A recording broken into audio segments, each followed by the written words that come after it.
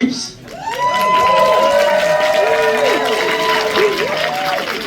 you. Thank you so much. Wow. This is more people than went to see the movie when it came out. I'm kidding, not kidding. So this is my first movie. It was a trial by fire, but at the end of the day, I treasured the whole process. The whole experience was fantastic. The movie's hit and miss. I actually just finished overseeing the 4K Blu-ray transfer. Look forward to that from Shout Factory, I think. Watching the movie was sobering because there's some stuff in it that I really don't like. And then there's some stuff that's fantastic, and the most fantastic is my wonderful cast. So I'm going to bring them up one at a time.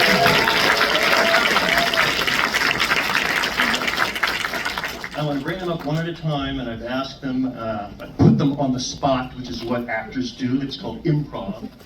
If they could think of a brief memory from making the movie. So, well, Alan is taking pictures of Jill. I'll save Alan for last, I think. Let's, hello?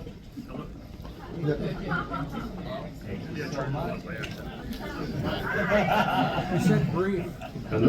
Here we go. I'm the problem now. Let me bring up my lead, Jason Lively, ladies and gentlemen.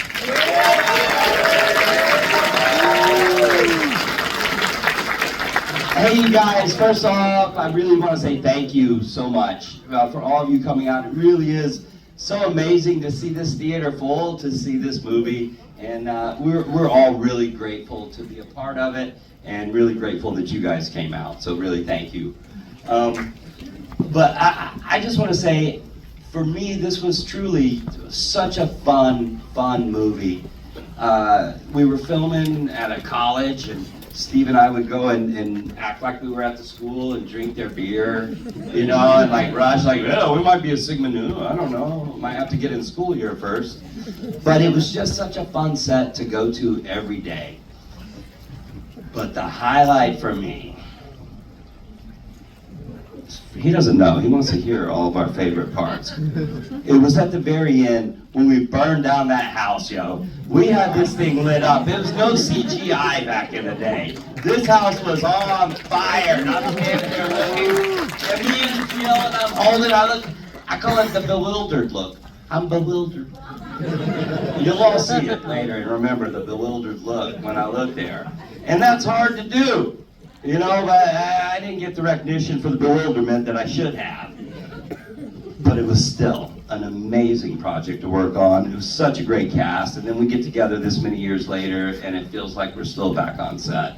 So I hope you guys enjoy the movie as much as we enjoy doing it.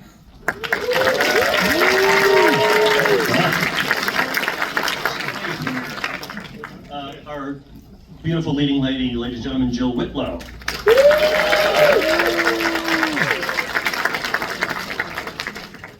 And thank you for being here, because it's because of you that we are here, still.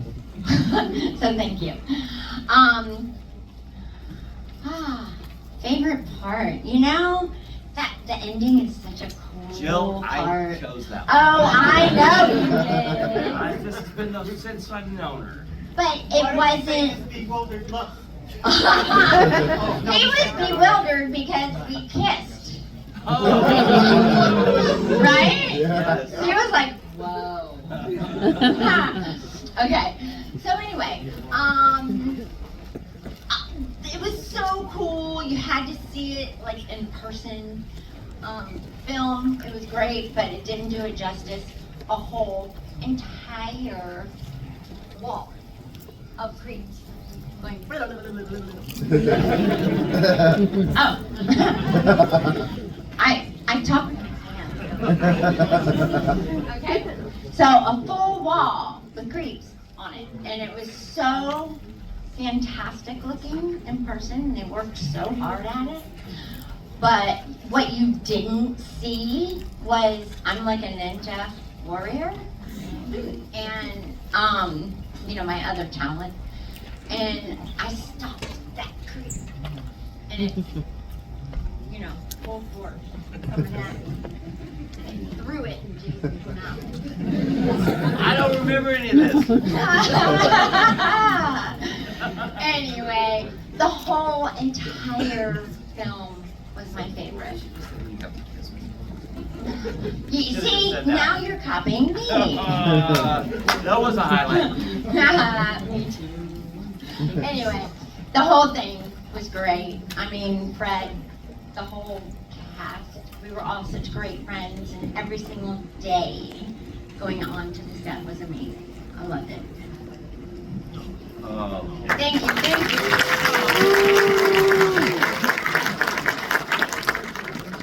Ladies and gentlemen, JC himself, Mr. Steve Marshall.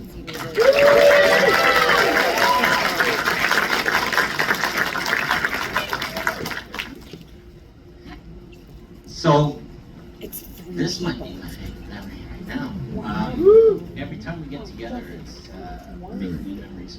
But if I have to look back at this picture and say, what was the most special thing? It's certainly the friendships, but I think my friendship with Jason probably would stand out. I came to Hollywood 6 weeks before this film was shot, and I didn't know anybody. I had a couple of friends, and we Barely spoke English. yeah, I was just learning the whole folded money thing. Electricity was just so hard to deal with, but I ran into this guy at the audition, and we were kind of told that we were going to be doing this film together, and he drove off in this pickup truck, gave me his number, and then basically I moved into his house with his family, who were just spectacular to me. We became best friends. He introduced me to all his friends. We spent literally every waking moment together. I slept on the floor of his bedroom for a couple of weeks. His dad taught acting classes, and we went to every single one. And he is such a generous fellow, and with such an amazing family. And probably that's my favorite memory from the film.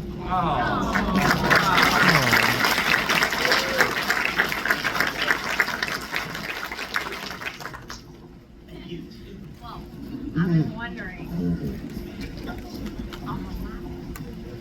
Every good movie has its villain. Our villain, Mr. Bradster, portrayed by Alan Kaiser.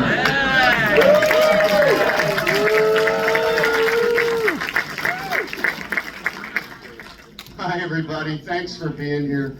I have to say, my favorite whole part of the movie was the work, and working with great actors. And I'm not just blowing smoke. I mean, when those boys came in and he says, "So you guys want to join the Betas?" And the looks on their faces made me a better actor. I mean, honestly, and the work, like with Tom, we never really worked opposite each other on the whole film, but when I saw the film, I was like, oh my God, he was outstanding. And these guys, I mean, yeah. And by the way, Jill is really a very good kisser. Yeah, you kissed me in the movie. Oh. That didn't make the list of one of your favorite moments. But no, it was the work, and just being around these guys, and the scene where Brad kicks the crutch after the whole Nazi speech and all of that, and the looks and the dialogue and there's a lot of artists in here, I'm sure, and we all know, when you knock it out of the park, when you do great, and as an artist, you also know when you suck, even though you don't want to admit it. But I really felt like it was just great work, and they made me a better actor, and Fred did, and taught me just so much about being on a set and watching Fred and observing him and how things worked and everything. And really, this film, thank God, it gave me a lot of momentum over the next 6 months to land TV series, which I did for 4 years, you know, and it was all part of that. It's all part of that momentum that you build. And, you know, they all made me a better actor, and I thank you guys for that. You really did. Thank you all for being here.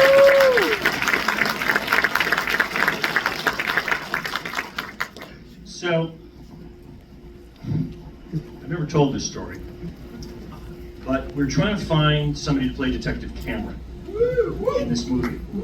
And I had seen Tom Atkins in The Fog, Escape from New York, Halloween 3, Season of the Witch. He comes up in one of the best of the Halloween films. And for some reason, I didn't think of him for this movie. I was thinking for a period of time about Hal Holbrook to play Detective Cameron, because I was a big fan of Peter Hyams' films, and Holbrook is in Star Chamber, and he was in All the President's Men, anyway. And so Tom came in to read, as working actors do, for the part, and Eileen Starger was my casting director, who did a fantastic job. And Tom comes in, and I shake his hand, I'm like, hi, you know, I'm a big fan. Why didn't I ask him just to play the part? So he reads, he just does a read. He's got this written in front of him. He may have known it, he may have memorized it, I don't know. But he does he does a scene or two, and I go, well, thank you very much. And I shake his hand, and Eileen shakes his hand, and he leaves, and we close the door, and I go, that's the guy. Because he made this character breathe and live and come to life for me. Tom Atkins.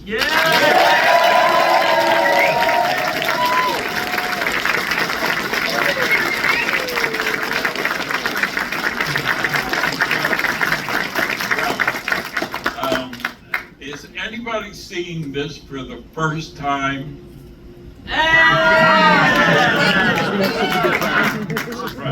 So, I have a number of memories.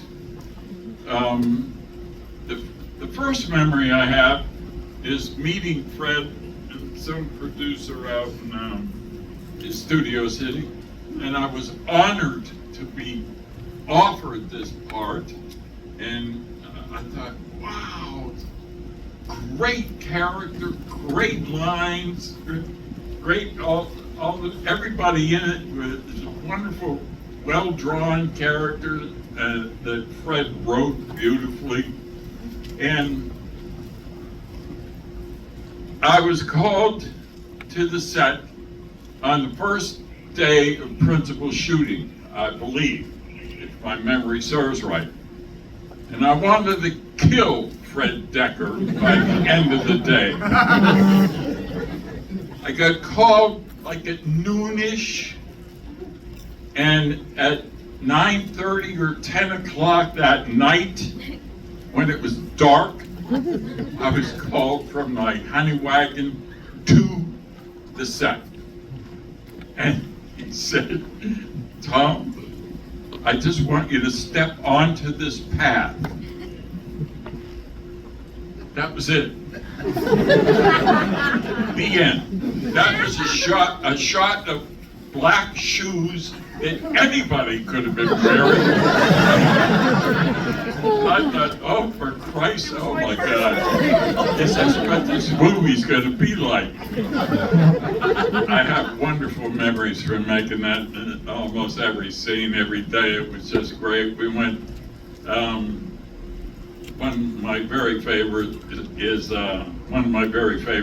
the Good News, Bad News with the girls in that sorority house. I just loved that, you know, somebody was going to go into it, and I said, don't go in there. You know, that classic thing in a horror movie where, why would they go there? You know they're going to get hurt badly. But yeah, I love that, and the Good News, Bad News, and the girl in the back of the room said, "What's the bad news?" They're dead.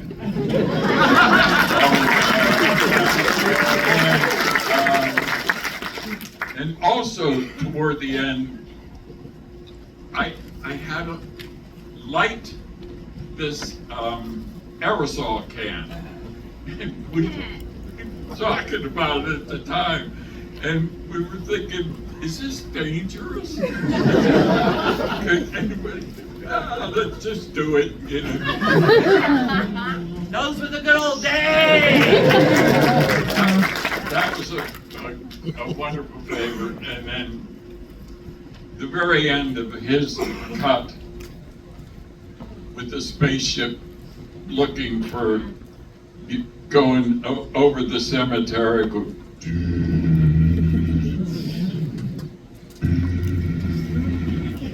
I love that. I love making this movie. It's my very favorite of anything I've ever worked on. It still is and always will be. Hope you enjoy it.